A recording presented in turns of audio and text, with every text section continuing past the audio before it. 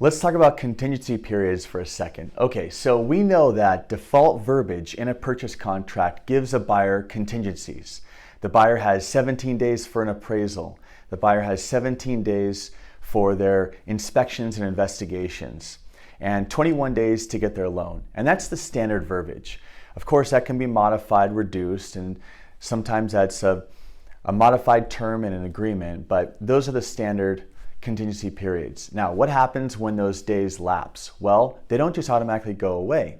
Contingencies don't just expire. The buyer has to remove contingencies in writing.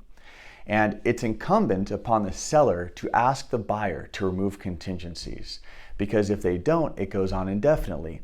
Now, you'd be surprised how often I get calls and I find out about a transaction and people are asking for help, and what's going on is that the seller, being nice and of course just wanting to close the transaction, has allowed the buyer to delay removing contingencies or delayed closing. And the seller lets it go on and on. And the more the seller allows the buyer to delay removing contingencies or closing, of course the seller's more obligated. They've committed, right? They've spent all this extra time. They really want to close with this buyer and not have to start over and remarket their home. And so they're kind of forced to continue their generosity of patience.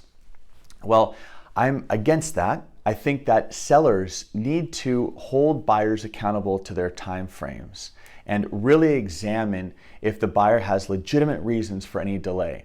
Now, how does a seller do this? Well, I believe the seller should deliver a notice of buyer to perform and have the buyer perform a contingency removal at the end of that contingency period. Here's an example.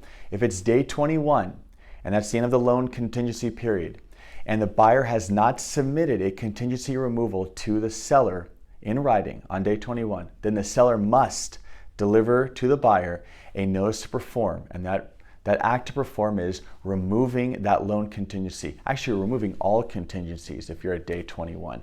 That's extremely important. Now, there are some agents that take this a little bit further.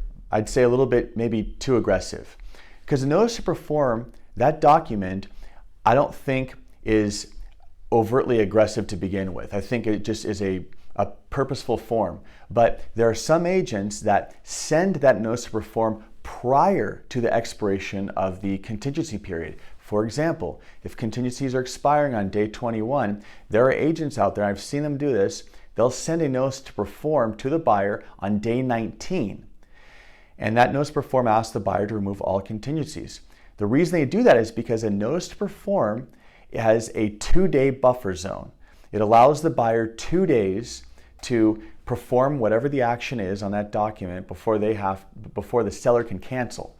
And you can actually deliver notice to perform before the expiration date. So that's why these agents are sending the notice to perform on day 19 instead of day 21.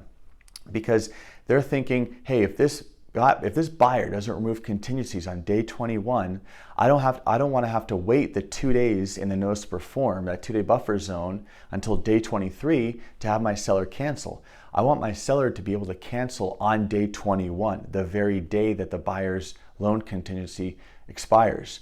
And by sending it early, they're moving that buffer zone prior to the expiration to get it out of the way. So there's no longer a buffer zone. And that's perfectly acceptable. You do not have to wait until the expiration has come before you send a notice to perform.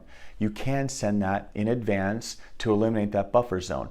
Now, that could be seen as a little bit aggressive by another agent. I think a notice to perform sent on the day of expiration is not just within reason. I think it's something that should be standard practice for every transaction. Now let's talk about closing. If a buyer seems like they're not going to close on time, the seller should send a demand to close form. And again, that's going to have a buffer zone as well. But that demand to close is a required document that gives time to the buyer to perform, and in this case, close. And if the buyer doesn't close, then the seller can cancel. And just like with the notice to perform to remove all contingencies, if the buyer doesn't perform the action within that 2-day buffer zone, the seller can cancel unilaterally. They can send a cancellation form and it can be valid, and there doesn't need to be a buyer signature on it. And that suffices to cancel unilaterally that transaction. And at that point, the seller can say, hey, I sent a notice to perform. The buyer didn't perform. I waited my 2 days. Here's a cancellation. Now I know it's only signed by me, but that's valid. And that seller can move on with a backup buyer because that transaction's done. They don't have to wait around, and a buyer can't hold that seller hostage and say, well, I refuse to sign this. The seller can say, you know what? I don't need your signature. I sent a notice to perform, or I sent a demand to close. I waited 2 days. You didn't perform the specified action. Therefore, I'm entitled to cancel unilaterally and move on with a backup buyer. So keep in mind, the takeaway should be always send a notice to perform if you do not receive the contingency removal the date that they expire. Send a demand to close if you do not close on time.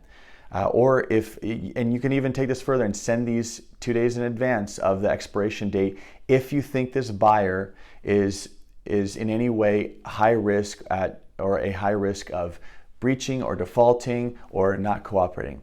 If you have more questions on this, please email info@balboateam.com. Thanks for watching.